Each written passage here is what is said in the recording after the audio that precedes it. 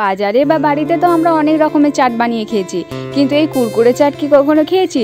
তো চলুন আজকে আমি বানাবো কুরকুরের চাট। এই চাটটা কিভাবে বানায় সেটা চলুন দেখে নেওয়া যাক।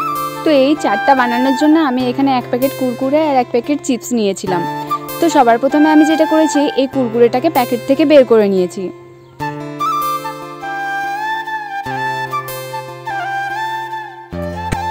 তারপর এর মধ্যে আগে থেকে কিছুটা সিদ্ধ করে রাখা আলু দিয়ে দিয়েছি, তারপর কুচনো টমেটো এবং কুচনো কাঁচা লঙ্কা, তারপর আমি এখানে একটু ঝুরি ভাজা দিয়ে দিয়েছি, অল্প পরিমাণে পেঁয়াজ, শসা কুচি, তারপর এখানে ধনেপাতা কুচি দিয়েছি। এখন আপনাদের কাছে থাকলে দেবেন, নাহলে দেবেন না।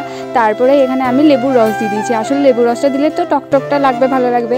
তারপরে কিছুটা পরিমাণ লবণ দিয়ে দিয়েছি এবং চাট মশলাটা দিয়ে দিয়েছি, তারপরে আর কি সস দিয়েছি।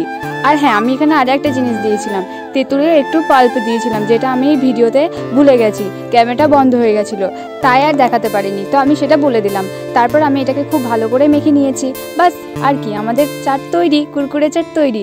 তো এভাবে বাড়িতে একবার বানিয়ে দেখবেন, খুব সুন্দর লাগে খেতে, খুবই ভালো লাগে। তো আমার এই ভিডিওগুলো কেমন লাগে অবশ্যই বলবেন, আর ভালো লাগলে একটা লাইক, কমেন্ট, শেয়ার, সাবস্ক্রাইব করে দেবেন।